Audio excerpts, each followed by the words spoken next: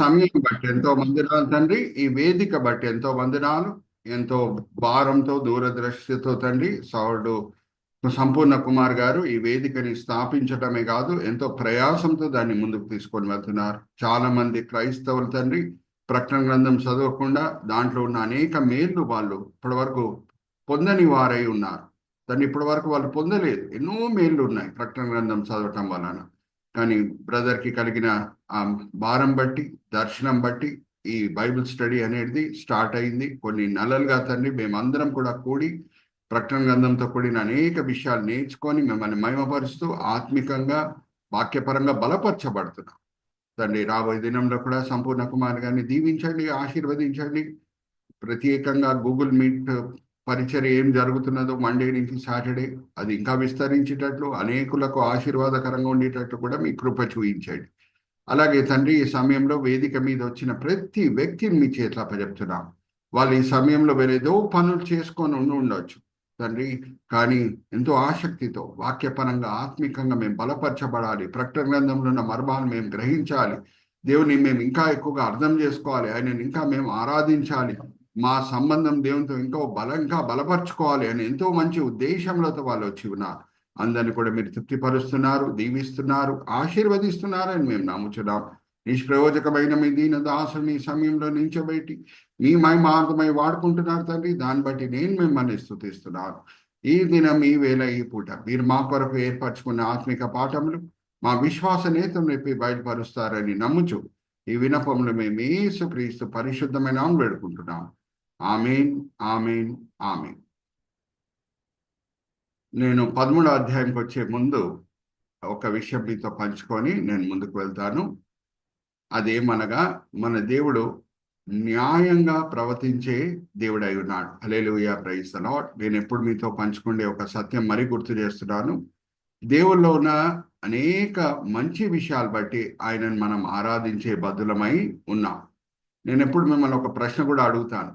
ఈ లోకంలో దేవుడు అప్పచెప్పిన అన్నిటికంటే ముఖ్యమైన పరిచర్య ఏంటి అని ఎప్పుడు నేను మిమ్మల్ని అడుగుతుంటాను. మీరు కూడా దానికి చక్కగా జవాబిస్తుంటారు. అన్నిటికంటే ముఖ్యమైన పరిచర్య ఆయనను ఆరాధించే పరిచర్య. వేరే పరిచర్యల కంట ఆరాధించే పరిచర్య ఎందుకు అన్నిటికంటే శ్రేష్టమైన పరిచర్య అని మనం చెప్పొచ్చు అని అంటే, వేరే పరిచర్యలు అన్ని కూడా ఈ లోకంకి నిమిత్తమైన పరిచర్యలు. ఏమన్నా ఒక పరిచర్య ఈ లోకంలో ప్రారంభమై పరలోకంలో కూడా కొనసాగుతుందంటే అది ఆయనను ఆరాధించే పరిచర్య.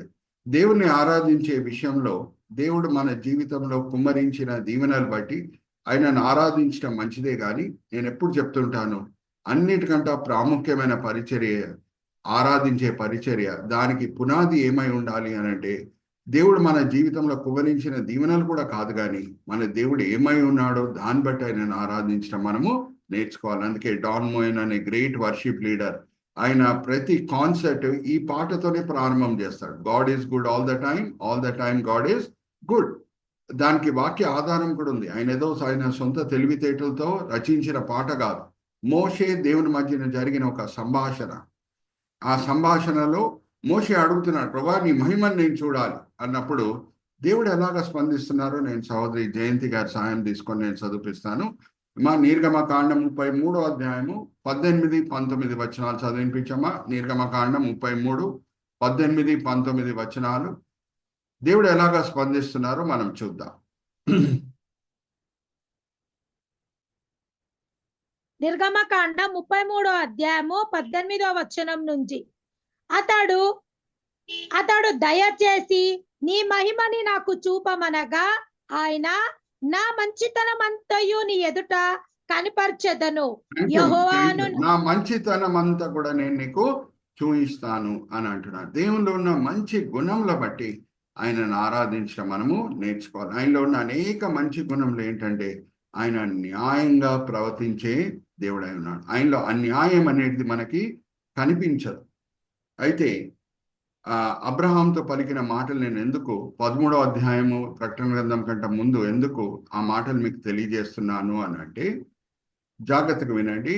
అబ్రహాము ఆయన కానాన్ దేశంకి వచ్చినప్పుడు అబ్రహాంకి దేవుడు ఎందుకు కానాన్ దేశంని వెంటకే ఇయ్యలేదు. నేను ప్రీవియస్ సెషన్స్ లో కూడా బహుశా మీతో పంచుకొని ఉండొచ్చు, కానీ మరి మీకు గుర్తు చేస్తున్నాను. మిమ్మల్ని ఒక ప్రశ్న అడుగుతాను. మీ బైబిల్ నాలెడ్జ్ కొంచెం టెస్ట్ చేస్తాను. అబ్రహాముకి కబురు వచ్చినప్పుడు, లోతుని వేరే రాజులు పట్టుకొని తీసుకొని వెళ్ళిపోయారు అనే కబురు వచ్చినప్పుడు, ఆయన దాసులతో పాటు వెళ్ళి యుద్ధం చేసి లోతుని మరి ఏం చేశాడు, విడిపించి తీసుకొని వచ్చాడంట.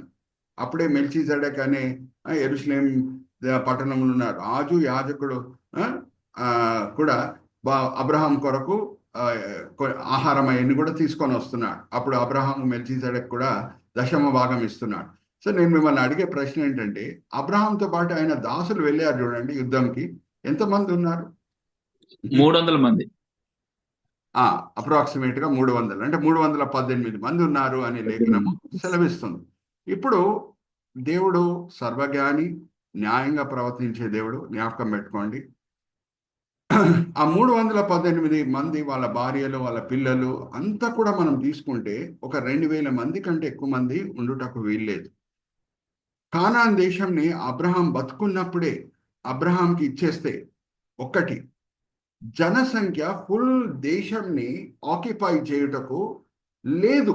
మీకు అర్థమవుతుందా? మరి చెప్తున్నా, జనసంఖ్య ఫుల్ ఇజ్రాయెల్ దేశంని, కానాన్ దేశంని స్వాధీనపరచుకొని అక్కడ నివసించుటకు అంత జనసంఖ్య లేదు. 318 మంది దాసులు అంటే వాళ్ళ కుటుంబాలన్నీ కూడా మనం కలిపితే 2000 మంది. 2000 మందితో దేశం మనం నింపలేము. అయితే జాగ్రత్తగా వినండి, ఎప్పుడు హ్యూమన్ పాపులేషన్ తక్కువ ఉంటుందో మృగాల సంఖ్య పెరుగుతుంది. Are you all understanding?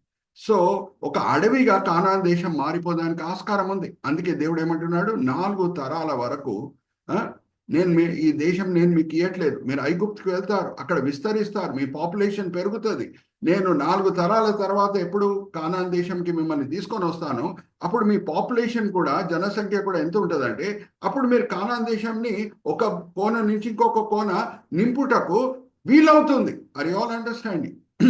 దాని నుంచి బీర్షిబా, మనము భారతదేశంని ఎలాగ వర్ణిస్తాం, కాశ్మీర్ టు కన్యాకుమారి అని అంటాం. అలాగే ఇజ్రాయెల్ దేశంని ఎలాగా వాక్యం వర్ణిస్తుందంటే, Dan to Beersheba, northern point Dan, southern point Beersheba. దాంతో కూడిన వాక్య భాగం కూడా నేను మీకు చూపిస్తాను. సహోదరి జయంతి సహాయం నేను తీసుకుంటాను. అమ్మా, 1 సామెయలు గ్రంథం 3వ అధ్యాయం 20వ వచనం చదవమ్మా. 1 సామెయలు గ్రంథం 3వ అధ్యాయం 20వ వచనం, అలాగే 2వ సామెయలు గ్రంథం 3వ అధ్యాయం 10వ వచనం కూడా చదువుదాం. ఆ దాన్ టు బీర్షిబా అనే మాటలు ఎక్కడ రాయబడి ఉన్నాయి మనం చూద్దాం. మనం అందరం కూడా బైబిల్ స్టడీ అంటే ఫుల్ బైబిల్ని అర్థం చేసుకోవడానికి ఈ సెషన్లో మనము పార్టిసిపేట్ చేస్తున్నాం. సో భారతదేశంని కాశ్మీర్ టు కన్యాకుమారి అని మాటలు వాడి వర్ణిస్తున్నాం మనము అని అంటే, ఇజ్రాయెల్ దేశంని మనం ఎలాగ వర్ణించాలి? 1 సామెయలు గ్రంథం 3వ అధ్యాయం 20వ వచనం చదవమ్మా. అన్మ్యూట్ చేసుకోమా, అన్మ్యూట్ చేసుకో. 1 సాముయేలు గ్రంథం 3వ అధ్యాయము 20వ వచనం. కాబట్టి సమూయేలు యెహోవాకు ప్రవర్తగా సిద్ధపడనని దాను మొదలుకొని బెర్షెబా వరకు ఇశ్రాయేలీలందరూ తెలుసుకొనిరి. Hallelujah, praise the Lord. Dan to Beersheba. అలాగే మరి ఈ వాక్య భాగం కూడా మనం చదువుకుందాము. 2వ సాముయేలు గ్రంథం 3వ అధ్యాయం 10వ వచనం కూడా చదవమ్మా. 2 సమూయేలు గ్రంథం 3వ అధ్యాయము 10వ వచనము. దేవుడు నాకు గొప్ప అపాయము కలగజేయును గాక, సౌలు ఇంటి వారు వశమును కాకుండా రాజ్యమును తప్పించి దాను మొదలుకొని బెర్షిబా వరకు దావీదు సింహాసనమును ఇజ్రాయెల్ వారి మీదను యూదా వారి మీదను నేను సిద్ధపరచెదనెను. Hallelujah, praise the Lord. So Dan to Beersheba 318 మంది 2000 మందితో నింపుటకు వీల్లేదు. అందుకే దేవుడు ఏమంటున్నారంటే, 4వ తరంకి నేను ఇస్తాను, 4వ తరంకి నేను ఈ భూమిని ఇస్తాను. ఇంకొక ప్రాముఖ్యమైన మాట అక్కడ ఉంది. ఏమనంటే, అమోరీయుల పాపము ఇంకా పండలేదు. హల్లెలూయా, ప్రైజ్ ది లార్డ్. అమోరీయుల పాపం ఇంకా పండలేదు. జ్ఞాపకం పెట్టుకోండి. అమోరీయులు ఆ సమయంలో మనం గమనిస్తే ఇంకా భయంకరమైన పాపులుగా మారలేదు. యెహోషువ గ్రంథంకి మనం వచ్చినప్పుడు, ఆ లెవి కాండం కూడా మనం చదువుకునేటప్పుడు దేవుడు ఆజ్ఞాపించింది ఏంటంటే, కానాన్ దేశంని మీరు స్వాధీనపరచుకున్నప్పుడు అందరినీ కూడా మీరు లయపరచండి. ఎందుకంటే వాళ్ళు ఎంత భయంకరమైన పాపంలోకి దిగజారిపోయారంటే కొంచెం అసహ్యం అనిపిస్తుంది చదివేటప్పుడు లెవి కాండము. వాళ్ళు పశువులతో కూడా సెక్షువల్ రిలేషన్షిప్ మెయింటైన్ చేస్తున్నారు. చూడండి ఎంత భయంకరమైన పరిస్థితి. సో ఆ భూమి వాళ్ళని కక్కి వేసేస్తున్నది అని దేవుడు అంటారు. సో 4 తరముల్లో ఏమవుతున్నదంటే అమోరీయుల పాపము పండుతున్నది. ఇప్పుడు మరి మిమ్మల్ని ఒక ప్రశ్న అడిగి ముందుకు వెళ్తాను. ఎప్పుడు సారమ చనిపోయిందో ఆ సమయంలో అబ్రహాంకి సమాధి తోట అనేది కూడా లేదు. భార్యని ఎక్కడ పాత పెట్టాలనే విషయం బట్టి ఆయన మనసులో కంగారు ఉంది. ఆ సమయంలో ముందుకొచ్చి మా సమాధిలో మీ భార్యని కూడా మీరు పాత పెట్టవచ్చు అని చెప్పిన వాళ్ళు ఎవరమ్మా? అడుగుతున్నా మిమ్మల్ని. ఎవరు అంటే జనరల్గా కూడా మీరు చెప్పొచ్చు, యూదులా లేకపోతే కానానీయులా? కానానీయులు. కానానీయులు మంచోళ్ళు ఉన్నారు, మంచోళ్ళు ఉన్నారు. అబ్రహాంతో దేవుడు ఉన్నాడు. ఆ దేవుడు గొప్ప దేవుడు అని గ్రహించి ఎంతో కరెక్ట్గా ప్రవర్తించే వాళ్ళు ఉన్నారు. సో మంచి వాళ్ళని చెడ్డ వాళ్ళని దేవుడు ఎప్పుడు కలిసిమెలిసి చంపడు. హల్లెలూయా, ప్రైజ్ ది లార్డ్. 13వ అధ్యాయానికి నేను వచ్చే ముందు, ప్రకటన గ్రంథం 13వ అధ్యాయానికి నేను వచ్చే ముందు ఈ మాటలు నేను మీతో పంచుకోవాలి. ఎందుకంటే దేవుని భయంకరమైన ఉగ్రత 21 తీర్పుల్లో మనకు కనిపిస్తుంది.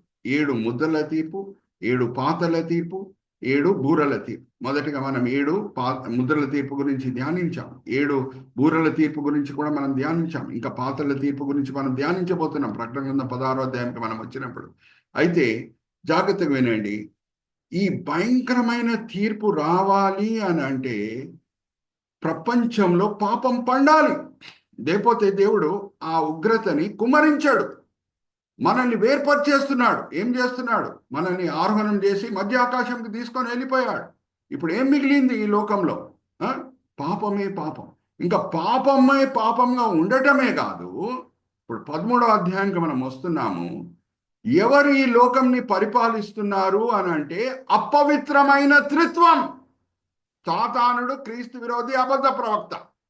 మరి చెప్తున్నా, సాతానుడు, అబద్ధ ప్రవక్త, ఇంకా క్రీస్తు విరోధి, ఈ ముగ్గురు పరిపాలిస్తున్నారు. ఈ ముగ్గురు భయంకరమైన దుష్టులు. ఇంకా వాళ్ళ పరిపాలనలో నేను మిమ్మల్ని ఒక సింపుల్ క్వశ్చన్ అడుగుతాను. పాపం విస్తరిస్తుందా తగ్గుతుందా? విస్తరిస్తుంది. హల్లెలూయా, ప్రైజ్ ది లార్డ్.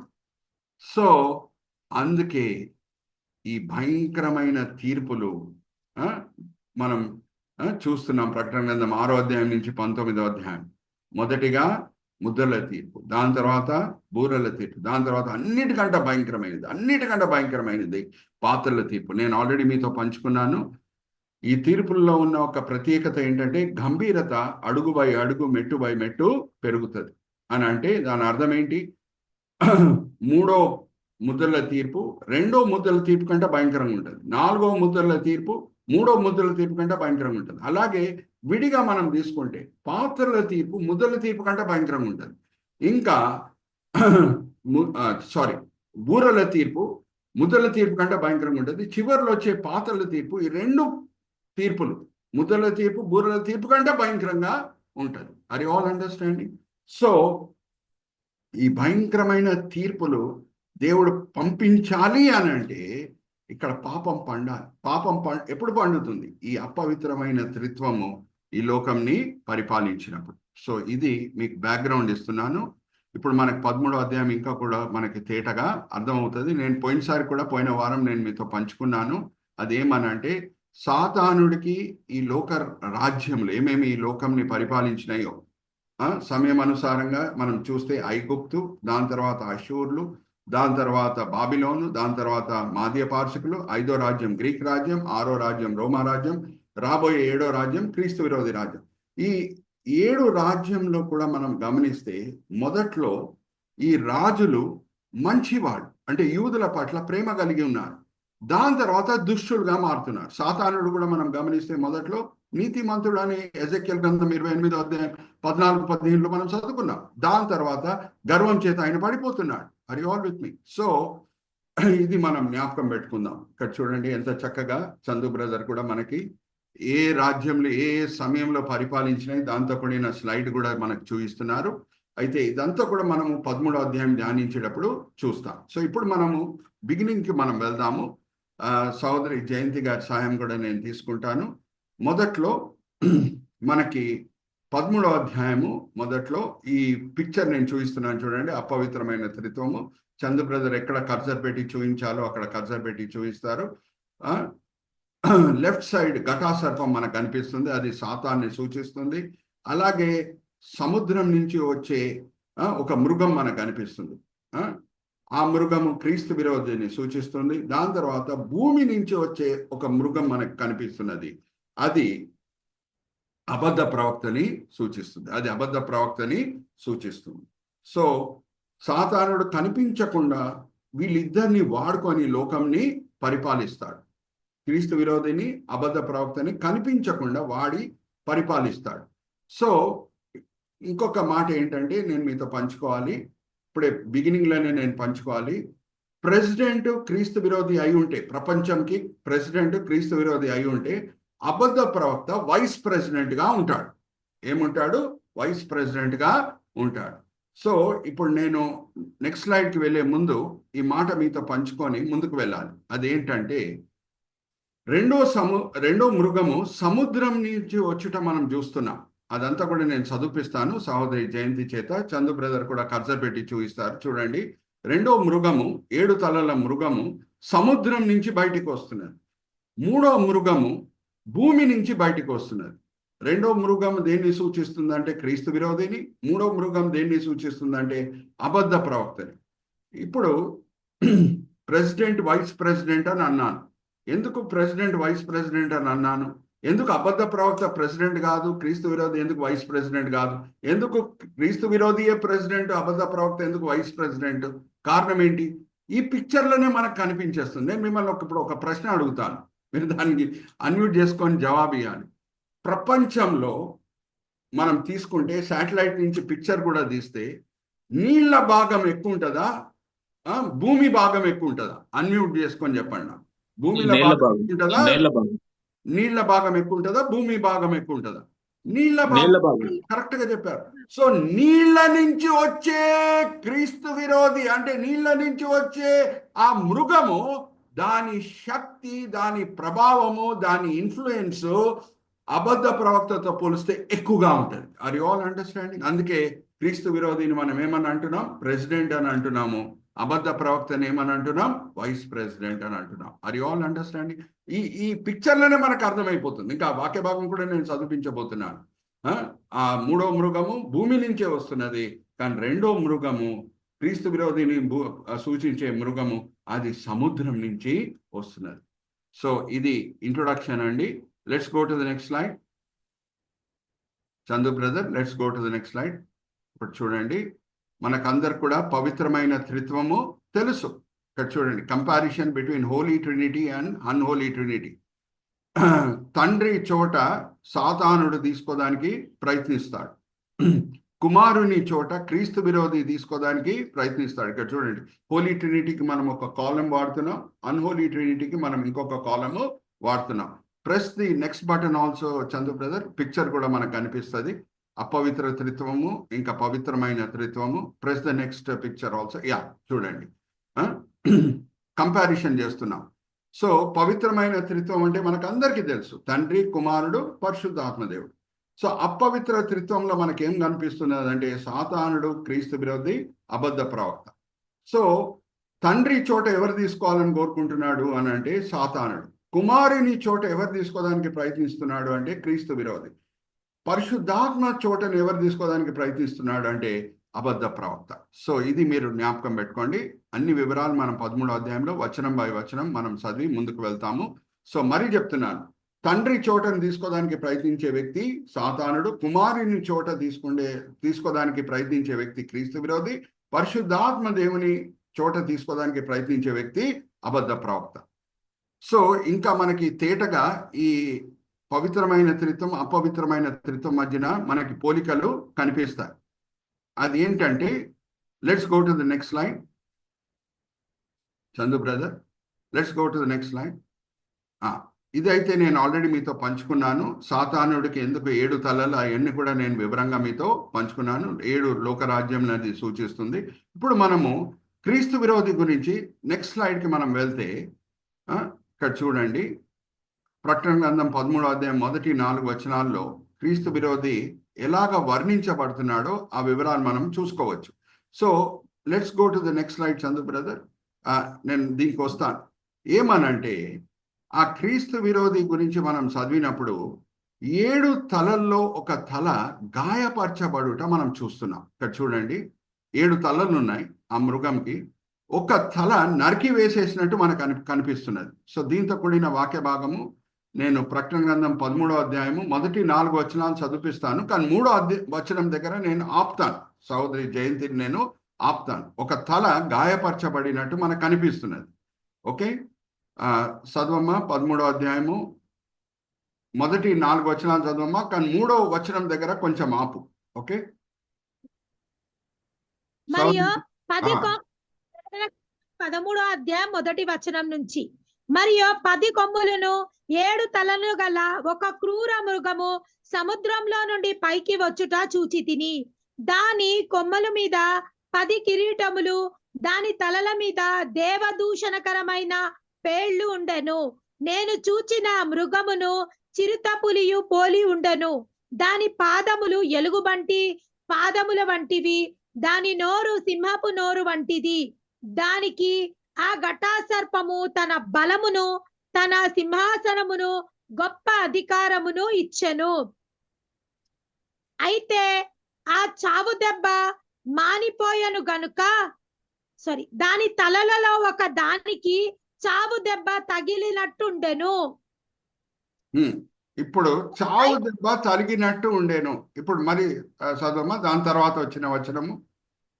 అయితే ఆ చావు దెబ్బ మానిపోయెను గనుక భుజనులందరూ మృగము వెంట వెళ్ళుచు ఆశ్చర్యపడుచుండిరి. థ్యాంక్ యూ మా.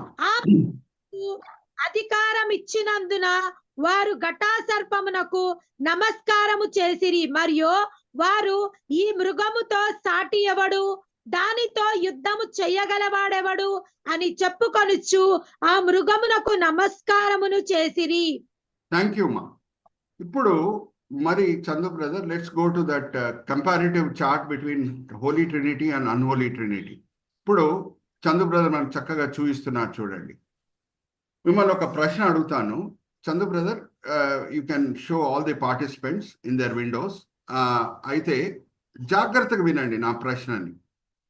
యేసుక్రీస్తు ప్రభువారు ఆయన ఎప్పుడు క్రిస్మస్ దినమున జన్మించాడో ఆ సమయంలోనే రక్షకుడు అయిపోయాడా, లేకపోతే జాగ్రత్తగా వినండి, ఆయన చనిపోయి తిరిగి లేచిన తర్వాత తండ్రి దగ్గర అధికారం పొంది లోకరక్షకుడు అయ్యాడా? తండ్రి అధికారం పొందినాక లోకరక్షకుడు అయ్యిండు. ఎప్పుడు? చనిపోయి తిరిగి లేచిన తర్వాతనా, దానికంటే ముందా? చనిపోయి తిరిగి లేచిన తర్వాత. హల్లెలూయా, ప్రైజ్ ది లార్డ్. అపవిత్రమైన త్రిత్వంలో కూడా మనం ఏం గమనిస్తున్నాం? ఆ 7వ తల గాయపరచబడింది. 7వ తల గాయపరచబడింది, మరణ దెబ్బ తగిలింది. అది స్వస్థపరచబడిన తర్వాతనే ఘటాసర్పము ఈ మృగంకి లోకంని పరిపాలించటకు అధికారం ఇస్తున్నది. Are you all understanding? ఎంత తేటగా కనిపిస్తున్నాయి చూడండి పోలికలు. ఓకే, సో ఈ మృగం కూడా 7 తలలు ఉన్నాయి అంటే దాని అర్థం ఏంటి? జాగ్రత్తగా వినండి. క్రీస్తు విరోధిని మనము ఆ 7 తలలు అన్ని కూడా మనము అర్థం చేసుకుందాం. 7 తలలు ఉన్నాయంటే మరి ఆ లోక రాజ్యంలోనే అది సూచిస్తున్నాయి. మరి సమయం అనుసారంగా మనం చూస్తే ఐగుప్తు, అషూరు, దాని తర్వాత మాదీయ పార్శికులు, దాని తర్వాత గ్రీకులు, దాని తర్వాత రోమిలు, దాని తర్వాత ఇప్పుడు 7వ రాజ్యం క్రీస్తు విరోధ రాజ్యం. మరి చెప్తున్నాను సమయం అనుసారంగా నేను కొంచెం ఎక్కువ టైం తీసుకున్నా పర్వాలేదు, ఎందుకంటే ఈ అధ్యాయంని మీరు అర్థం చేసుకున్నారంటే ప్రకటన గ్రంథంని మీరు అర్థం చేసుకున్నట్టు. ఓకే, సో దేవుడు నేను కూడా దీనికి లెక్కలు ఇచ్చుకోవాలి, మిమ్మల్ని ఎలాగా నేను ఎదిగింపజేస్తున్నాను వాక్య జ్ఞానంలో. ఓకే, సో మరి చెప్తున్నాను 7 తలలు అని అంటే సమయం అనుసారంగా మనం తీసుకుంటే ఐగుప్తు, అషూర్ల తర్వాత బాబిలోన్ తర్వాత మాదీయ పార్శికులు తర్వాత 5వ రాజ్యము గ్రీక్ రాజ్యం, 6వ రాజ్యం రోమిలకు రాజ్యం, 7వ రాజ్యము. ఆ 7వ తలనే గాయపరచబడుతున్నది. ఆ 7వ తలనే గాయపరచబడుతున్నది. ఆ గాయం కూడా మానిపోతున్నది. ఇప్పుడు ఆ అధికారం కూడా క్రీస్తు విరోధికి లోకంని పరిపాలించడానికి ఇవ్వబడుతుంది. సో ఈ 7 తలలు కలిగి ఉన్న క్రీస్తు విరోధి అని అంటే జాగ్రత్తగా వినండి. ఈ 7 రాజుల జ్ఞానము ఈ ఒక్కని దగ్గర ఉంటుంది. Are you all understanding? ఈ క్రీస్తు విరోధి ప్రపంచాన్ని పరిపాలిస్తున్నాడు అని అంటే జాగ్రత్తగా వినండి. ఆ ముందున్న 6 రాజుల జ్ఞానం మాత్రమే కాదు, ఇంకా ఈయన సొంత జ్ఞానం కూడా మనం తీసుకుంటే 7 రాజుల జ్ఞానము ఈ ఒక్క వ్యక్తి దగ్గర ఉంటుంది. ఎందుకు మనం ఆశ్చర్యపడకూడదు? రీజన్ ఏంటంటే జాగ్రత్తగా వినండి. ఆ కాలంలో ఐగుప్తు కాలంలో, అషూర్ కాలంలో, బాబిలోన్ కాలంలో, మాదీయ పార్శికుల కాలంలో, ఆర్ గ్రీక్ దేశం రాజ్యం కాలంలో, ఆర్ రోమిల రాజ్యం కాలంలో టెక్నాలజీ అంత వర్ధిల్లిందా అండి? అడుగుతున్నా మిమ్మల్ని. టెక్నాలజీ అంత వర్ధిల్లింది. అరే ఇప్పుడు టెక్నాలజీ ఎంతగా వర్ధిల్లింది అని అంటే క్రీస్తు విరోధి ఒక చోటలో కూర్చొని ప్రపంచం కోణలో ఏం జరుగుతున్నదో, ఆయనకు విరోధంగా ఎవరైనా ప్లాన్ చేస్తున్నారా కాదా అనేది ఒక చోటలో కూర్చొని తెలుసుకోగలుగుతాడు. Are you all understanding? అందుకే ఈ ఒక్క మృగంకి 7 తలలు అని అంటే జాగ్రత్తగా వినండి. వేరే ముందు 6 రాజ్యములు ఉన్నాయి చూడండి, 6 రాజులు చక్రవర్తులు ఉన్నారు చూడండి, వాళ్ళ జ్ఞానం ఈ ఒక్క వ్యక్తి తల లోపల ఉంటుంది. ఎందుకంటే ఆధునిక సదుపాయాలు అలాగే ఇప్పుడు ఈ కాలంలో ఉన్నాయి. ఆ కాలంలో అనుకుందాం, బాబిలోన్ రాజ్యంని కోరేష్ రాజు, మాదీయ పార్శిక రాజు వచ్చి అలాగ ఒక రాత్రి వేళ స్వాధీనపరుచుకుంటున్నాడు. సో ఆయన వస్తున్నాడు అని అంటే జాగ్రత్తగా వినండి. మిమ్మల్ని ఒక సింపుల్ ప్రశ్న అడుగుతాను. ఆ రాత్రి వేళనే మనం దానియేలు గ్రంథం చదివితే బెల్షజార్ రాజుని కోరేష్ రాజు చంపివేసేసి మాదీయ పార్శిక రాజు ఇప్పుడు లోకరాజుగా అవుతున్నాడు అని అంటే జాగ్రత్తగా వినండి. ఇప్పుడు కోరేష్ రాజు వస్తున్నాడు సైన్యం తీసుకొని, మాదీయ పార్శిక రాజు వస్తున్నాడు అని అంటే నిజంగా ఈయనకు తెలుసుంటే బెల్షజార్ రాజుకి పార్టీ పెట్టుకుంటాడమ్మా? ఏ వ్యక్తి అన్నా చనిపోయే రాత్రి పార్టీ పెట్టుకుంటాడా? అడుగుతున్నా మిమ్మల్ని. లేదు. జయంతి సిస్టర్ చక్కగా తల ఊపి చూపిస్తున్నారు.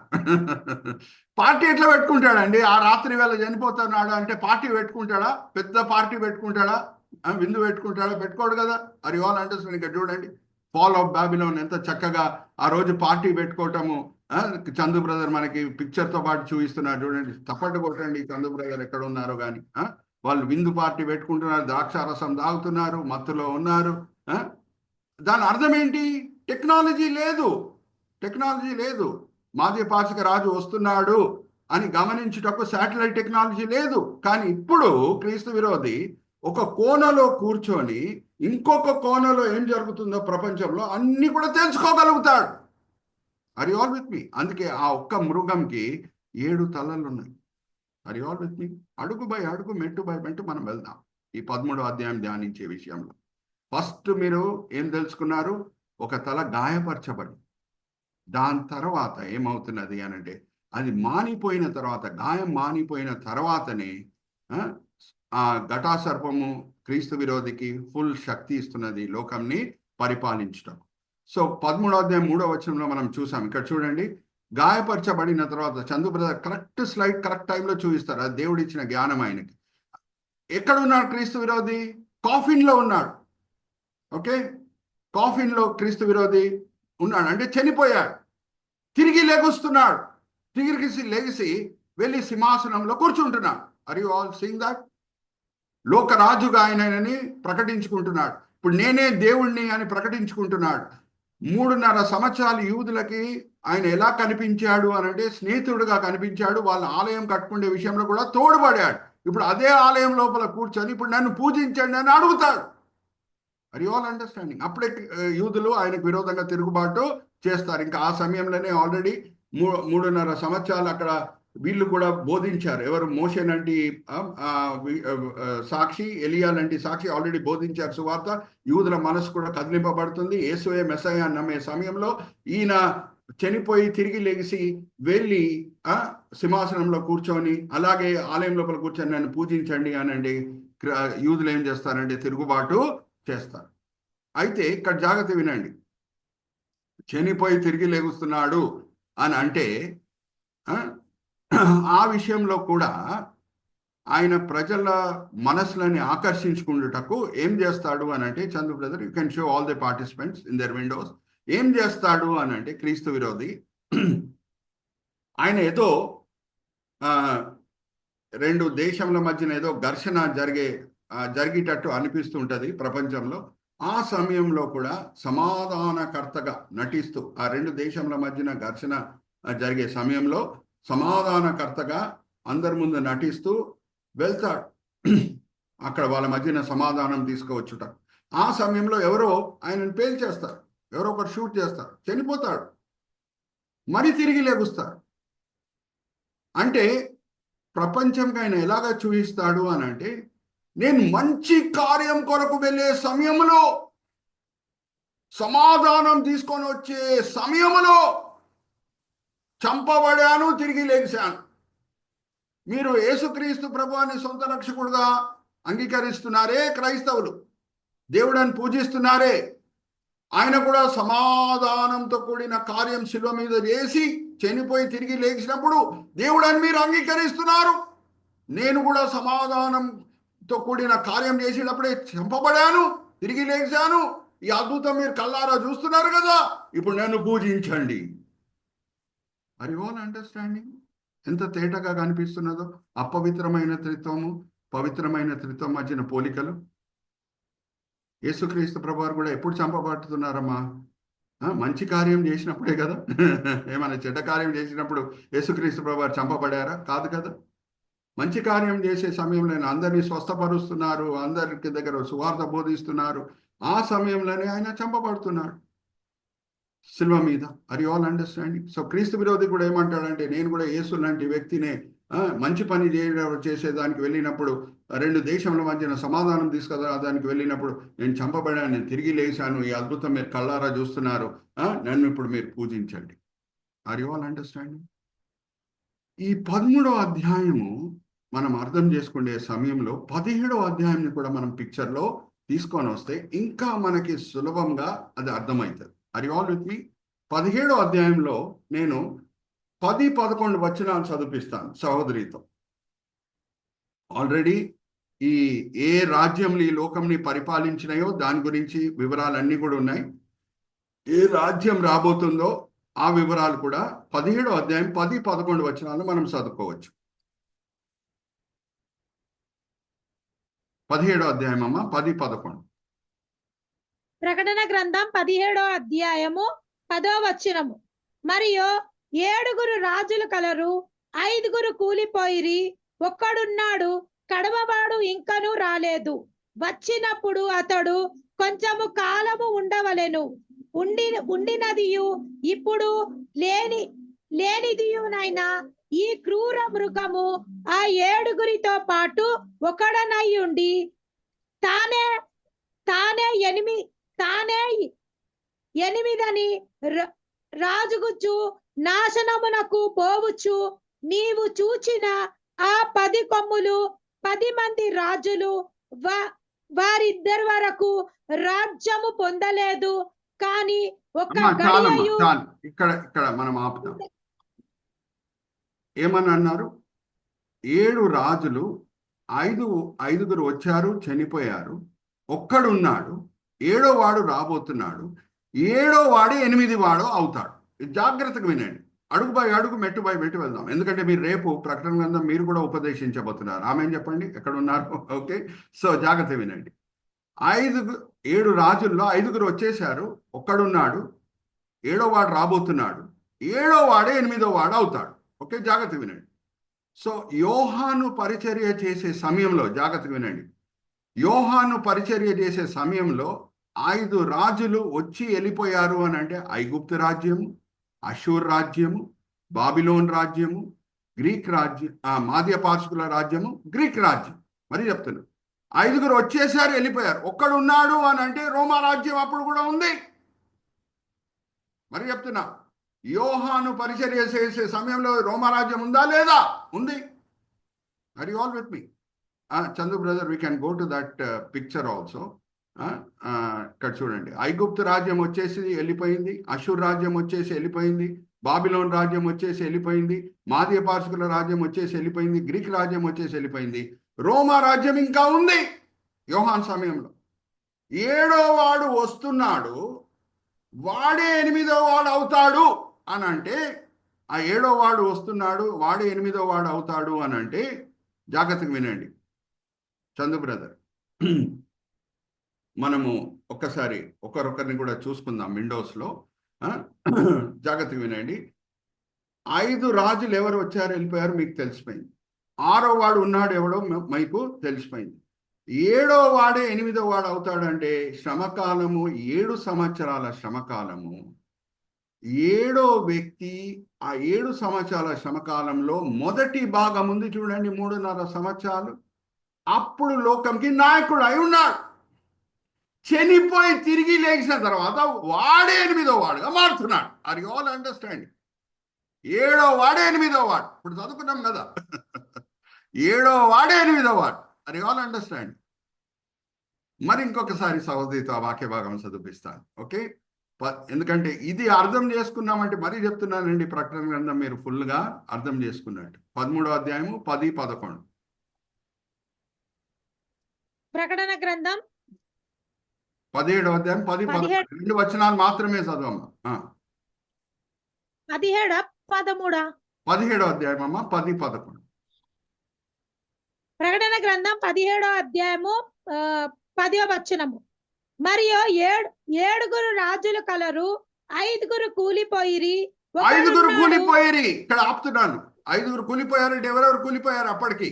ఐగుప్తు రాజ్యం కూలిపోయింది, అషూర్ రాజ్యం కూలిపోయింది, బాబిలోన్ రాజ్యం కూలిపోయింది, మాదీయ పార్శికుల రాజ్యం కూలిపోయింది, ఇంకా గ్రీక్ రాజ్యం కూలిపోయింది.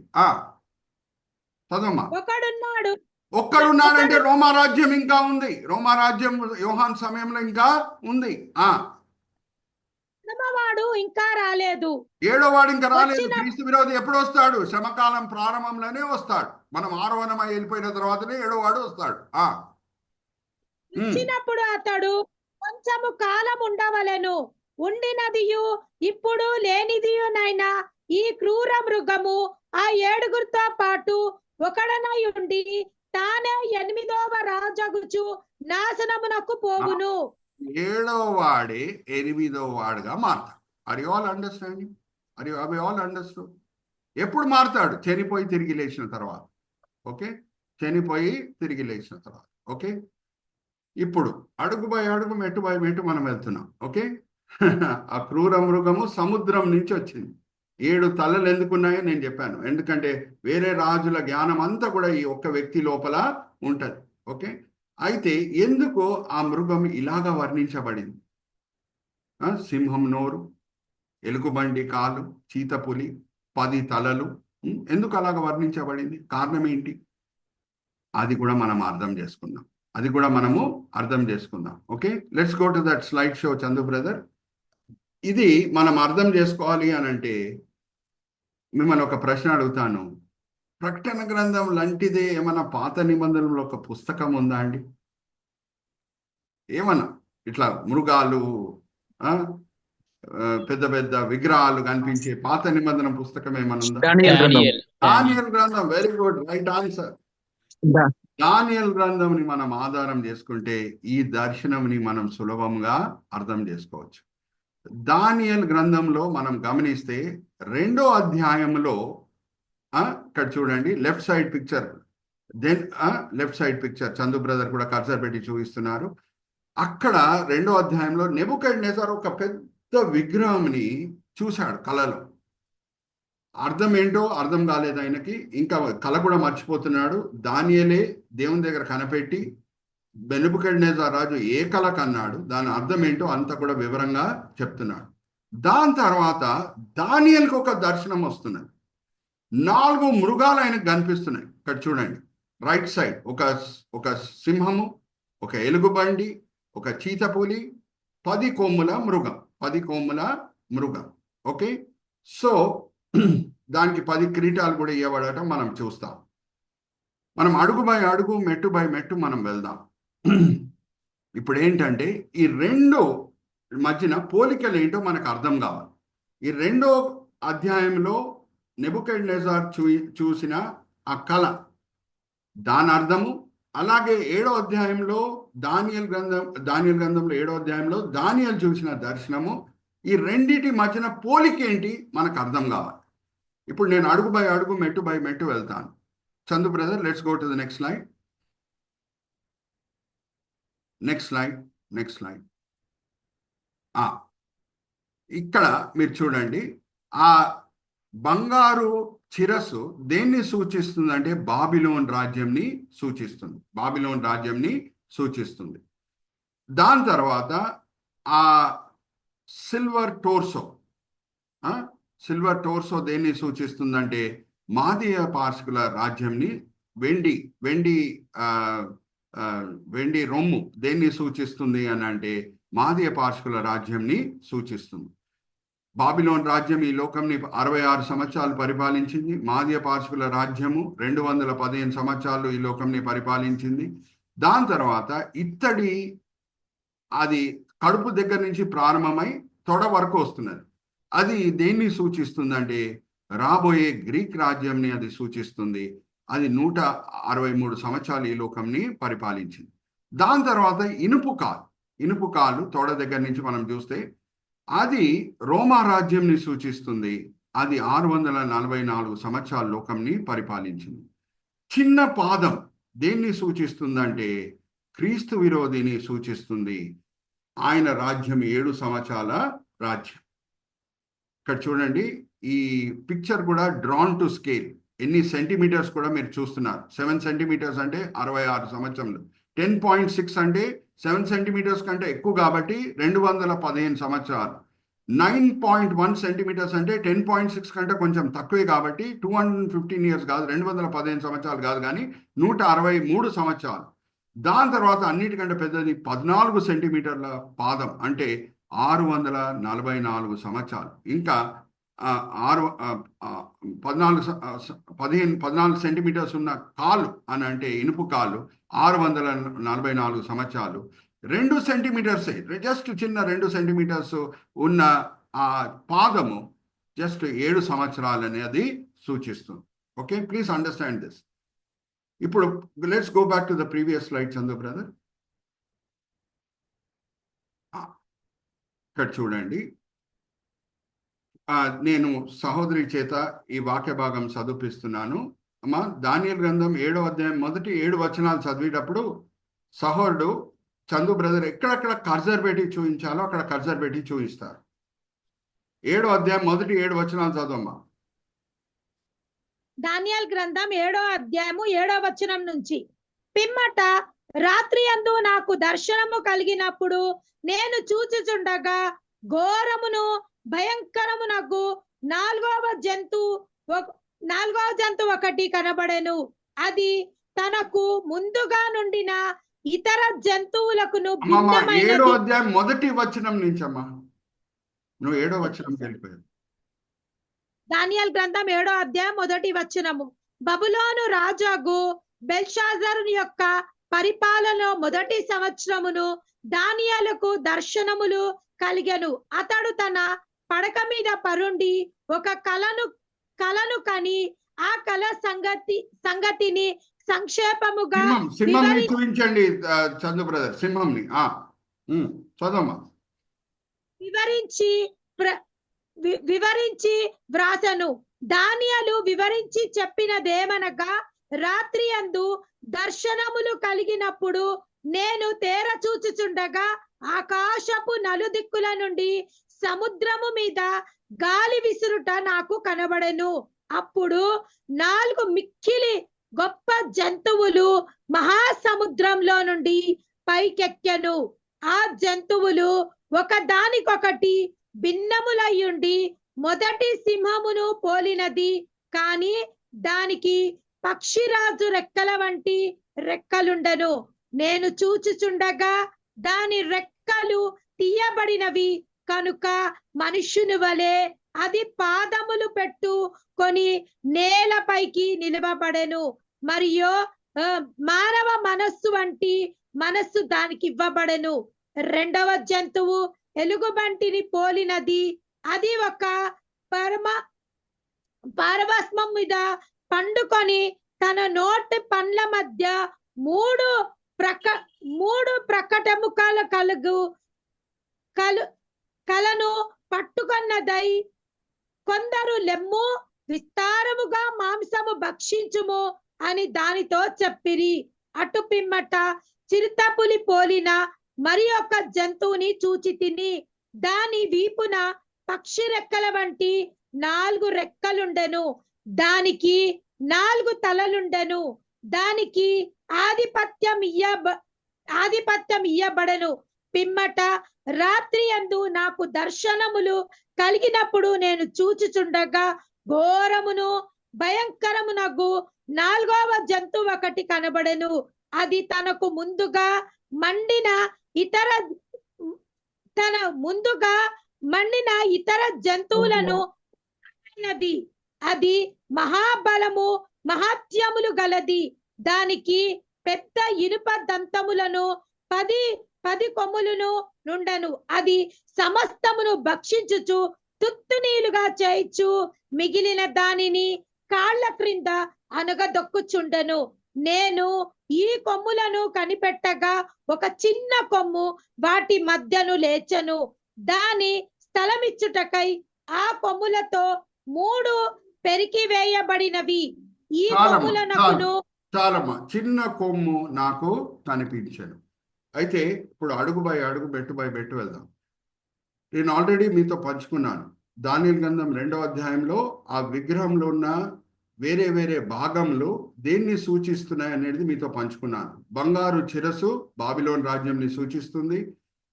అలాగే వెండి రొమ్ము మాధ్య పార్శ్వుల రాజ్యంని సూచిస్తుంది. ఇత్తడి తొడ గ్రీక్ రాజ్యంని సూచిస్తుంది. ఎనుపు కాలు దేన్ని సూచిస్తుంది అంటే రోమా రాజ్యంని సూచిస్తుంది. ఆ చిన్న పాదము క్రీస్తు విరోధి రాజ్యంని సూచిస్తుంది.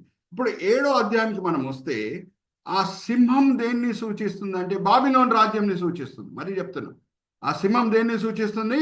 బాబిలోన్ రాజ్యంని సూచిస్తుంది. దాని తర్వాత వచ్చే ఎలుగుబండి ఒక కాలు పైన ఉంది, ఒక కాలు కింద ఉంది. చూడండి, ఒక కాలు పైన ఉంది, ఒక కాలు కింద ఉంది. అది మాదీయ పార్శ్వుల రాజ్యంని సూచిస్తుంది. దాని తర్వాత వచ్చిన చీతపులి అది గ్రీక్ రాజ్యంని సూచిస్తుంది. దాని తర్వాత వచ్చిన భయంకరమైన మృగము 10 కొమ్ముల మృగము, ఇది రోమా రాజ్యంని సూచిస్తుంది. ఆ 10 కొమ్ముల మధ్యన వచ్చిన ఆ చిన్న కొమ్ము ఉంది చూడండి, అది క్రీస్తు విరోధి రాజ్యంని సూచిస్తుంది. ఆర్ యు ఆల్ విత్ మీ? అడుగు బై అడుగు, మెట్టు బై మెట్టు మనం వెళ్తున్నాం. సో మొదట్లో సింహము, దాని తర్వాత ఎలుగుబండి, దాని తర్వాత చీతపులి, దాని తర్వాత 10 కొమ్ముల మృగము. 10 కొమ్ముల మృగం మధ్యలో ఒక చిన్న కొమ్ము మనం చూస్తున్నాం. ఓకే, సో ఇప్పుడు ఈ దానియేలు గ్రంథం 2వ అధ్యాయంతోనే మనం పోల్చుకుందాం. ఓకే, జాగ్రత్తగా చూడండి. ఆ పాదం ఏది క్రీస్తు విరోధి పాదం ఉందో, ఆ పాదము ఎక్కడి నుంచి స్టార్ట్ అవుతున్నది? కాళ్ళ దగ్గర నుంచే స్టార్ట్ అవుతున్నది. అవునా కాదా? చంద్ర బ్రదర్ కల్సర్ పెట్టి చూపించండి. కాలు పాదం connected to each other, connected to each other. Are you all understanding? రోమా రాజ్యంకి క్రీస్తు విరోధి రాజ్యంకి కనెక్షన్ ఉంటది. Hallelujah, praise the Lord. Are you all with me? అలాగే క్రీస్తు విరోధిని సూచించే ఆ చిన్న కొమ్ము సింహం తల మీద రావట్లేదు, ఎలుగుబండి తల మీద రావట్లేదు, చీతపులి తల మీద రావట్లేదు. 10 కొమ్ముల మృగం ఏది రోమా రాజ్యంని సూచిస్తుందో దాని తల మీదే వస్తుంది. Are you all understanding? So క్రీస్తు విరోధి రాజ్యము, రోమా రాజ్యము are interconnected. They will be very very close. దీంట్లో మనం అర్థం చేసుకునేది ఏంటంటే క్రీస్తు విరోధి పొలిటికల్ క్యాపిటల్ ఎక్కడ ఉంటుందంటే రోమా పట్టణంలో ఉంటది. Are you all understanding? క్రీస్తు విరోధి ప్రధాన పట్టణం ఎక్కడ ఉంటుంది? పొలిటికల్ క్యాపిటల్ ఎక్కడ ఉంటుంది? ఇప్పుడు నేను మిమ్మల్ని అడుగుతున్నా, భారతదేశం పొలిటికల్ క్యాపిటల్ ఎక్కడ ఉందమ్మా? బాంబేయా, ఢిల్లీయా? ఢిల్లీ. అలాగే యుఎస్ఏ ప్రధాన పట్టణం ఎక్కడ ఉంది? వాషింగ్టనా, న్యూయార్కా? USA Washington, right answer. అలాగే చైనా ప్రధాన పట్టణం ఎక్కడ ఉంది? షాంఘాయా, బీజింగా? వెయిటింగ్. సో అట్లనే ప్రపంచంని పరిపాలించే సమయంలో క్రీస్తు విరోధి ప్రధాన పట్టణం, పొలిటికల్ క్యాపిటల్ ఎక్కడ ఉంటుందంటే రోమా పట్టణంలో ఉంటుంది. ఎందుకంటే ఇక్కడ చూడండి, సీ ద కనెక్షన్. ఆ పాదము తల దగ్గర నుంచి ప్రారంభం అవ్వట్లేదు, రొమ్ము దగ్గర నుంచి ప్రారంభం అవ్వట్లేదు, తొడ దగ్గర నుంచి ప్రారంభం అవ్వట్లేదు, కానీ కాళ్ళ దగ్గర నుంచి ప్రారంభం అవుతుంది. అలాగే ఆ చిన్న కొమ్ము, క్రీస్తు విరోధిని సూచించే చిన్న కొమ్ము, అది సింహం తల మీద లేదు, ఎలుగుబండి తల మీద లేదు, చీతపులి తల మీద లేదు, కానీ ఆ 10 కొమ్ముల మధ్యన అది ప్రారంభమవుతుంది. ఆ 10 కొమ్ములు ఎవరి తల మీద ఉంది? రోమా రాజ్యంని సూచించే ఆ మృగం తల మీద ఉంది. Are you all understanding? ఎందుకు ఆ రోమా రాజ్యంకి ఆ మృగం మీద ఎందుకు మనకి 10 కొమ్ములు ఎందుకు కనిపిస్తున్నాయి? మీకు పోయిన వారం కూడా నేను మీతో పంచుకున్నాను, మరి గుర్తు చేస్తున్నాను. ఏమనంటే, రోమా చక్రవర్తి ప్రపంచంని పరిపాలించే సమయంలో ఆయనకి సహాయం చేయుటకు ఆయన కింద 10 రాజులని నియమించుకున్నాడు. దాంట్లో ఒక రాజు హేరోదు రాజు కూడా. హేరోదు రాజు ఇజ్రాయెల్ దేశంకి రాజు కాదు.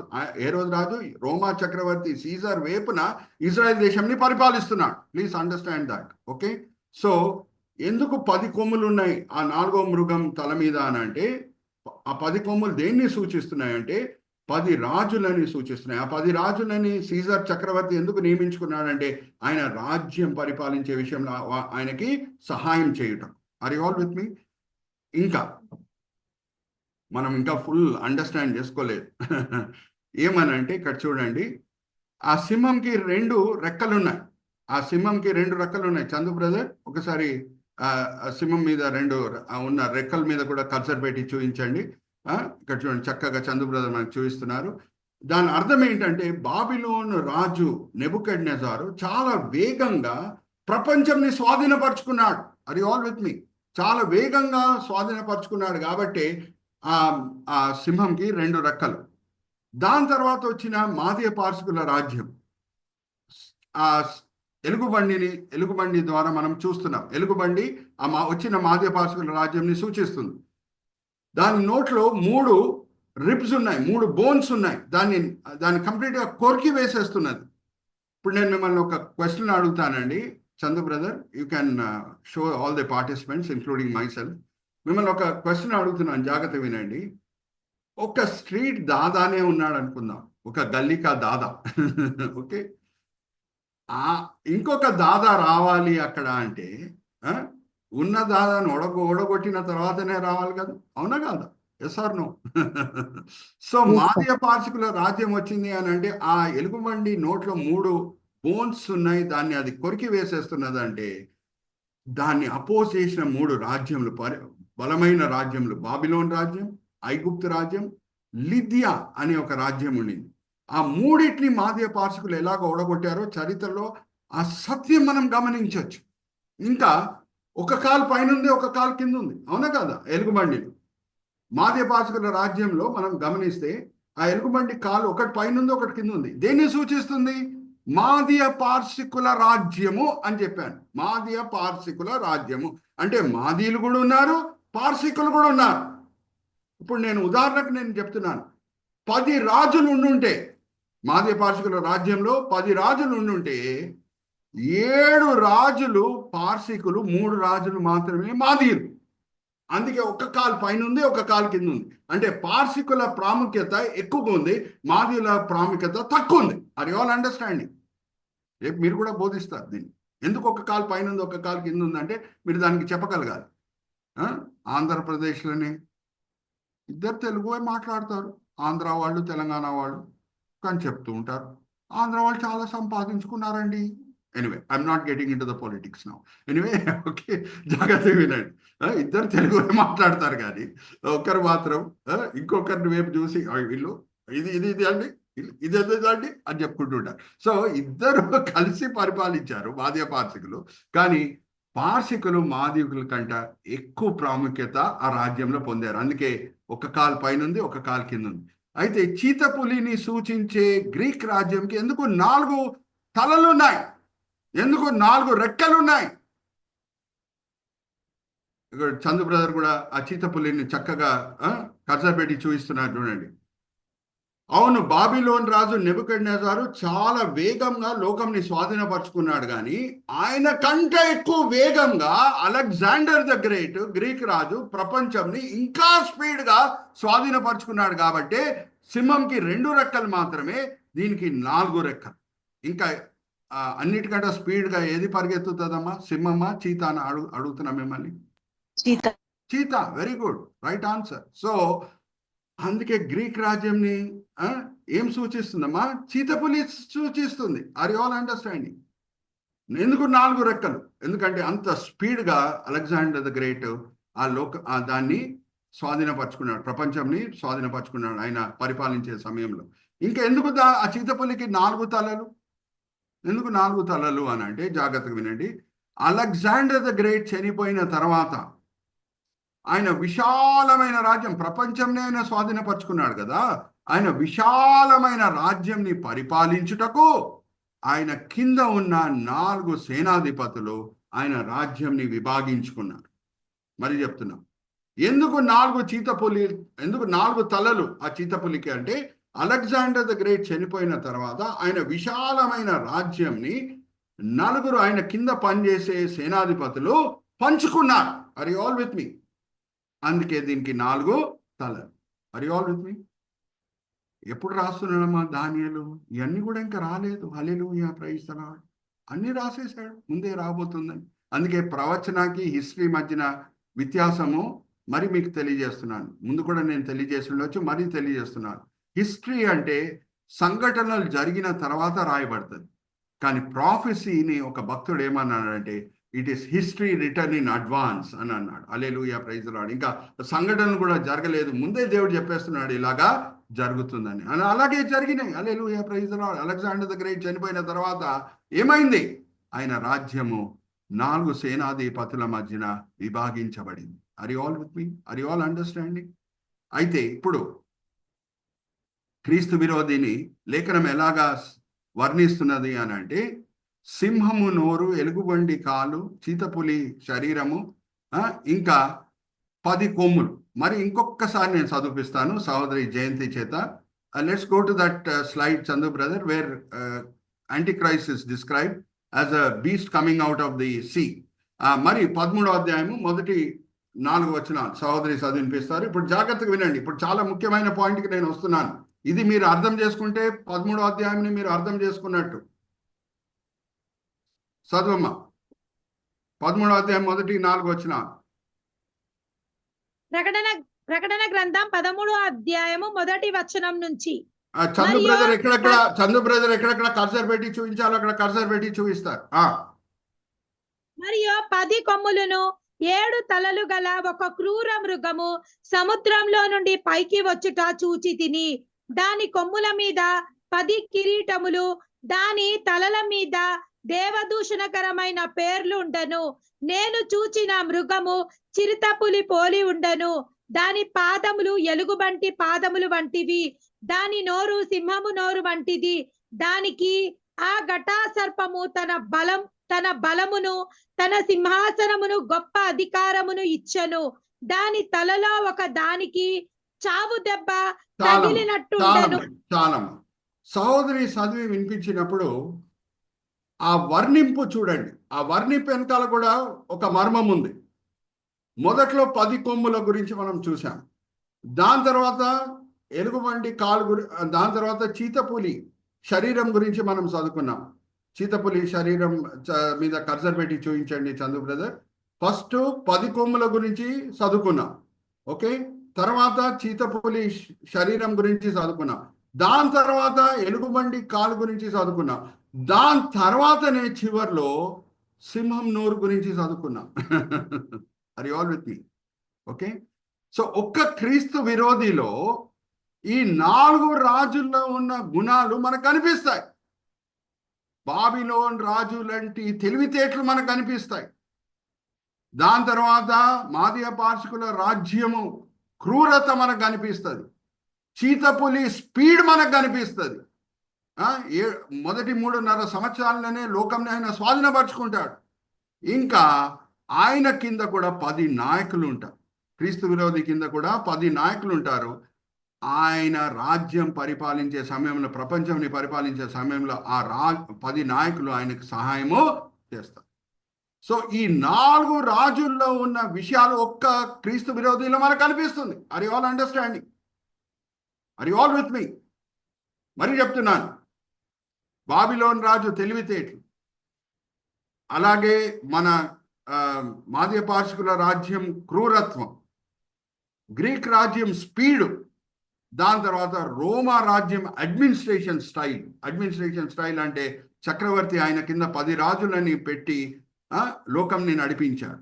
అలాగే క్రీస్తు విరోధి కూడా ఆయన కింద 10 నాయకులను పెట్టి ఆయన పరిపాలనలో వాళ్ళ సహాయం తీసుకొని లోకంని నడిపిస్తారు. Are you all with me? Are you all understanding? ఎందుకు ఇలాగుంది? ఇంకా మెయిన్ మర్మంకి ఇంకా మనం రాలేదు. అడుగు బై అడుగు పెట్టు మనం వెళ్తున్నాం. ఇప్పుడు Chandu brother, let's go to the Daniels vision. మొదట్లో సింహము, దాని తర్వాత ఎలుగుబండి, దాని తర్వాత చీతపులి, దాని తర్వాత 10 కొమ్ముల మృగం. అవునా కాదా? దానియల్ గ్రంథంలో మనము ఇలాగా మనం చూసాం. ఓకే, మరి చెప్తున్నా Chandu brother, you can show the participants also in their Windows. So మొదట్లో మనం ఏం చూసాము? దానియల్ గ్రంథం 7వ అధ్యాయంలో మొదట్లో సింహము, తర్వాత ఎలుగుబండి, దాని తర్వాత చీతపులి, దాని తర్వాత 10 కొమ్ముల మృగం. కానీ క్రీస్తు విరోధి గురించి వర్ణింపు ఎగ్జాక్ట్లీ ఆపోజిట్గా ఉంది. అవునా కాదా? మొదట్లో 10 కొమ్ములు, దాని తర్వాత చీతపులి శరీరం, దాని తర్వాత ఎలుగుబండి కాలు, దాని తర్వాత సింహం నోరు. ఎగ్జాక్ట్లీ ఆపోజిట్గా ఉంది. ఏంటి కారణం? కారణం ఏంటంటే దానియేలు బతికే సమయంలో ఆయన చరిత్రని ఫార్వర్డ్గా చూస్తున్నాడు. యోహాన్ రాసే సమయంలో చరిత్రని ఆయన బ్యాక్వర్డ్గా చూస్తున్నాడు. హల్లెలూయా, ప్రైజ్ ద లార్డ్. దీ మర్మం కూడా మీరు ప్రకటన గ్రంథం బోధించినప్పుడు మీరు చెప్పాలి అందరికీ. ఎందుకు దానియేలు గ్రంథంలో ఆ దర్శనము ఎందుకు ఈ క్రమంలో రాయబడింది? యోహాన్ సమయంలో ఎందుకు ఈ క్రమంలో రాయబడింది? ఎందుకంటే యోహాను బతికే సమయంలో, ఆయన పరిచర్య చేసే సమయంలో ఆల్రెడీ బాబిలోన్ రాజ్యం వచ్చి వెళ్ళిపోయింది, మాధ్య పార్షికుల రాజ్యం వచ్చి వెళ్ళిపోయింది, దాని తర్వాత ఇంకా గ్రీక్ రాజ్యం కూడా వచ్చి వెళ్ళిపోయింది. ఆయన ఇప్పుడు రోమా రాజ్యం సమయంలో ఉన్నాడు. ఆయన ఎలాగ రాస్తున్నాడు? ఎక్కడి నుంచి స్టార్ట్ చేస్తున్నాడు? 10 కొమ్మలతో స్టార్ట్ చేస్తున్నాడు, వెనకాల వెళ్తున్నాడు. యోహాన్ ఏం చేస్తున్నాడు? వెనకాల వెళ్తున్నాడు. 10 కొమ్ములు అని చెప్పేసి దాని తర్వాత చీతపులి అని అంటున్నాడు, దాని తర్వాత ఎలుగుబండి అని అంటున్నాడు, దాని తర్వాత సింహం నోరు అని అంటున్నాడు. కానీ దానియేలు సమయంలో ఆయన ఏ రాజ్యం సమయంలో ఉన్నాడు?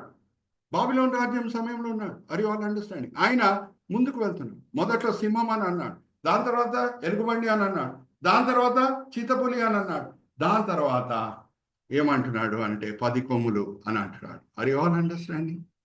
రేపు మిమ్మల్ని ఎవరన్నా అడిగితే కూడా దీనికి మీరు జవాబిచ్చే స్థాయిలో ఉండాలి. ఇంకా దానియేలు గ్రంథంలో మనం చూస్తే ఈ ఒక్క మాట చెప్పి నేను ముగిస్తున్నాను. ఎన్నో మర్మాలు ఉంటాయి, ఎంతో రుచికరమైన మర్మాలు ప్రకటన గ్రంథంలో ఉంటాయి. అదే 2వ అధ్యాయంలో మనం గమనిస్తే, దానియేలు గ్రంథం 2వ అధ్యాయంలో ఒక పెద్ద రాయి, Chandu brother let's look at that slide. ఒక రాయి వచ్చి ఆ పాదంని కొట్టుట మనము చూస్తున్నాం. దానియేలు గ్రంథం 2వ అధ్యాయము 36, 37 వచనాలు కూడా సహోదరితో నేను చదివిస్తాను. Chandu brother, let us look at that slide where అదే సింహము ఎలుగుబంటి పక్కనే ఆ పెద్ద విగ్రహం కూడా ఉంది కదా. ఆ విగ్రహం కాళ్ళ మీద వచ్చి ఒక పాదం పడుతున్నది. మా 2వ అధ్యాయము దానియేలు గ్రంథము 2వ అధ్యాయము 31వ వచనం నుంచి 45వ వచనం చదవమ్మా. దానియేలు గ్రంథం 2వ అధ్యాయము 31వ వచనం నుంచి, రాజు తాము చూచుచుండగా బ్రహ్మాండమకు ఒక ప్రతిమ కనబడెను గదా. ఈ గొప్ప ప్రతిమ మహాప్రకాశమును భయంకరమునైన రూపమును గలదై తమరి ఎదుట నిలిచెను. ఆ ప్రతిమ యొక్క శిరస్సు మేలి బంగారమయమైనది, దాని రొమ్మున భుజమును వెండియును, దాని ఉదరమును తొడలను ఇత్తడివియును, దాని మోకాలు ఇనుపవియును, దాని పాదములలో ఒక భాగము ఇనుపదియు ఒక భాగము మట్టిదునై ఉండెను. మరియు చేతి సహాయము లేక తీయబడిన ఒక రాయి ఇనుమును మట్టియు కలిపిన ఆ ప్రతిమ యొక్క పాదము మీద పడి దాని పాదమును తుత్తనీయులుగా విరగ్గొట్టినట్టు తమకు కనబడ తుత్తనీయులుగా ఇరగొట్టినట్టు మీరు చూచితిరి రాజు అని అంటున్నాడు దానియేలు. Hallelujah, praise the Lord. Chandu brother, you can go back to the participants. జాగ్రత్తగా చూడండి. యేసుక్రీస్తు ప్రభువారి మొదటి రాకడప్పుడు మట్టల ఆదివారం దినం అందరు హోసన్నా హోసన్నా అని పాటలు పాడుతున్నారు. కారణం ఏంటి? ఆయన అద్భుతాలు చేస్తాడని తెలుసు. ఆ సమయంలో రోమా రాజ్యము ఇజ్రాయెల్ దేశంని పరిపాలిస్తున్నది. సో ఇజ్రాయేలీలు అందరూ కూడా ఏం కోరుకున్నారంటే యేసుక్రీస్తు ప్రభువారి దగ్గర ఆయన అద్భుతాలు చేసే శక్తిని వాడి రోమా రాజ్యంతో యుద్ధం చేసి వాళ్ళని రోమా రాజ్యం నుంచి విడిపిస్తాడు అని అనుకొని హోసన్నా హోసన్నా అంటున్నారు. హోసన్నా అంటే యాక్చువల్లీ హోసియానా అంటే రక్షించు ప్రభా, రక్షించు ప్రభా. కానీ మొదటి రాకడప్పుడు యేసుక్రీస్తు ప్రభువారు ఈ లోకంని పరిపాలించుటకు రాలేదు, కానీ మన హృదయంలో రక్షకుడుగా పరిపాలించుటకు వచ్చి ఉన్నాడు. హల్లెలూయా, ప్రైజ్ ది లార్డ్. అందుకే మట్టల ఆదివారం దినం వెళ్ళి రోమీల సైనికులతో ప్రభువారు యుద్ధం చేయట్లేదు. Are you all understanding? కానీ రెండో రాకడప్పుడు క్రీస్తు విరోధి పరిపాలిస్తుంటాడు ఈ లోకంని. ఆ రాయి ఎవరిని సూచిస్తుందంటే యేసుక్రీస్తు ప్రభువాన్ని. ఆ రాయి వచ్చి తలని కొట్టట్లేదు. బాబిలోన్ రాజ్యంతో యేసుక్రీస్తు ప్రభువారు యుద్ధం చేయలేదు. రొమ్ముని కొట్టట్లేదు. మాదీయ పాశకులతో యేసుక్రీస్తు ప్రభువారు యుద్ధం చేయలేదు. ఇత్తడి తొడని కొట్టట్లేదు, దాంతో ప్రభువారు యుద్ధం చేయలేదు. ఇనుపు కాలని కొట్టట్లేదు, ఎందుకంటే యేసుక్రీస్తు ప్రభువారు రోమా రాజ్యంతో యుద్ధం చేయలేదు. ఆ పాదముని కొడుతున్నది, ఎందుకంటే క్రీస్తు విరోధిని అర్మగదోన్ యుద్ధంలో ఓడగొట్టి ఆయన వేల పరిపాలన స్థాపిస్తారు. Hallelujah, praise the Lord. Are you all understanding? నేను క్విజ్ పెడతాను, దాని తర్వాత టెంప్లెట్ కూడా నేను పెడతాను. ప్రతిదీ నేను మరి రిటర్న్ ఫార్మాట్లో కూడా ఎక్స్ప్లెయిన్ చేస్తున్నాను. మీకు క్విజ్ పెడుతున్నాను, దాని తర్వాత టెంప్లెట్ కూడా పెడుతున్నాను. స్లైడ్స్ ప్లస్ నోట్స్ రెండు స్టేపుల్ చేసి మీరు ఫైలింగ్ చేస్తూనే వెళ్ళండి, ఫైలింగ్ చేస్తూనే వెళ్ళండి. ప్రకటన గ్రంథము, Bible commentary, picture Bible commentary మీ దగ్గర వచ్చేస్తుంది. Are you all understand? ఇంకా ఉన్నాయమ్మా మర్మాలు, ఇంతవరకు మీరు జీర్ణం చేసుకోగలుగుతారు. అందుకే ఇక్కడ ఆపుతున్నాను. ఆల్రెడీ 9:27 అయింది, అంటే ఆల్మోస్ట్ 1.5 hour బైబిల్ స్టడీ మనం చేసాం. ఎందుకు క్రీస్తు విరోధి ఇలాగా వర్ణించబడ్డాడు? ఎందుకు సముద్రం నుంచి రావాలి ఆ మృగం? ఎందుకు దానికి 7 తలలు ఉండాలి? ఎందుకు ఆ చీతపులి శరీరము, ఎలుగుబంటి కాళ్ళు, సింహం నోరు, ఎందుకు 10 కొమ్ములు ఉండాలి? ఇంకా ఒక్క మాట చెప్పేసి నేను ముగించేస్తున్నాను. ఏమనంటే చందు బ్రదర్, ఈ రాజులందరూ కూడా ఎందుకు ఇలాగ వర్ణించబడుతున్నారు? సింహము, ఎలుగుబండి, చీతపులి, ఇంకా 10 కొమ్ముల మృగం. ఎందుకంటే రాజులు ఎలాగా వస్త్రాలు ధరించుకొని వస్తారమ్మా? Let's go to the next slide. Putin గారు చూడండి. అమ్మో, పుటిన్ గారు రష్యా ప్రెసిడెంట్ ఎంత మంచి వస్త్రాలు ధరించుకొని ఉన్నాడు. చాలా మంచి వస్త్రాలు కదా. రాజులు ఆ కాలంలో ఏం వేసుకొని వచ్చేవారు? చాలా మంచి వస్త్రాలు, చాలా మంచి అపియరెన్స్. అవునా కదా? చాలా మంచి అపియరెన్స్, క్రీటం అన్ని కూడా పెట్టుకొని వస్తారు. అవునా కదా Chandu brother? You can go back to the participants. కానీ వాళ్ళ మారు మనసు లేని హృదయము మృగం వలె దేవుని దృష్టిలో కనిపిస్తుంది. హల్లెలూయా, ప్రైజ్ ది లార్డ్. పుటిన్ గారు ఎలా కనిపిస్తున్నారు? చాలా మంచి సూట్ వేసుకొని ఉన్నారు. అవునా కదా?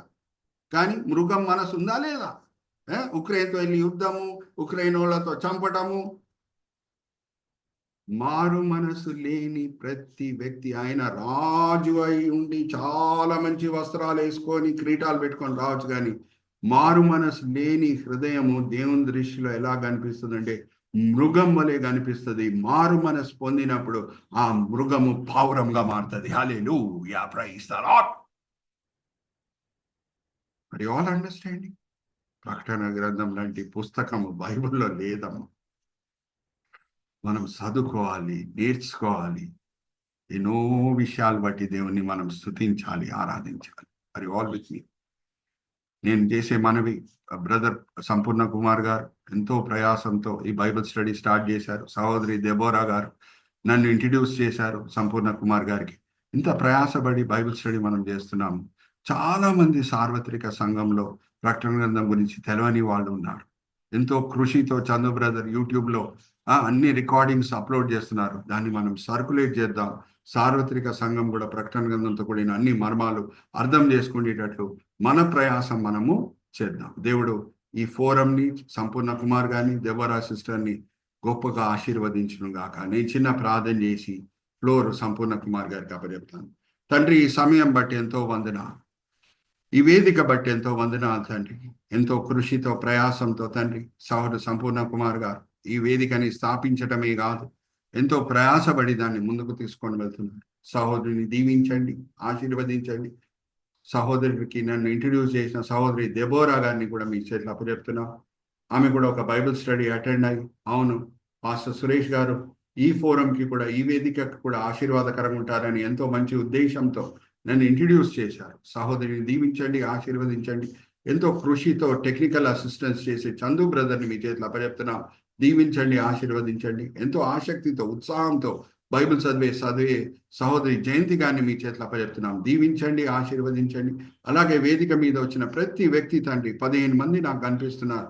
అందరినీ కూడా మీరు ఆశీర్వదిస్తున్నారు, దీవిస్తున్నారని నేను నమ్ముచున్నాను. వాళ్ళు ఈ సమయంలో వేరే ఏదో పనులు చేసుకొని ఉండొచ్చు, కానీ మేము వాక్యపరంగా బలపరచబడాలి, వాక్యపరంగా మేము ఆత్మికంగా ఎదిగింపబడాలి అని ఎంతో మంచి ఆశలతో వచ్చి ఉన్నారు. మీరు ఆశ కలిగిన ప్రాణంని తృప్తిపరిచే దేవుడై ఉన్నారు. అందరినీ కూడా మీరు తృప్తిపరచున్నారు, దీవించున్నారు, ఆశీర్వదించున్నారు అని మేము నమ్ముచున్నాం. తండ్రి, ఏమేం పాఠాలు మీరు మాకు ఈ ప్రకటన గ్రంథం ద్వారా మాకు నేర్పిస్తున్నారో సార్వత్రిక సంఘంతో మేము అందరం కూడా అది పంచుకునేటట్లు మమ్మల్ని ప్రోత్సహించండి. ఎంతో కృషితో చందు బ్రదర్ యూట్యూబ్లో ఈ వీడియోస్ అన్ని కూడా అప్లోడ్ చేస్తున్నారు. దాన్ని మేము సర్క్యులేట్ చేసేటట్లు మమ్మల్ని ప్రోత్సహించండి. ఈ వేదిక సార్వత్రిక సంఘంకి మేలుకరంగా ఉండాలి, ఆశీర్వాదకరంగా ఉండాలి. అది మా కోరిక. ఈ విన్నపములు మేము యేసుక్రీస్తు పరిశుద్ధమైన నామములో వేడుకుంటున్నాం. ఆమేన్, ఆమేన్, ఆమేన్.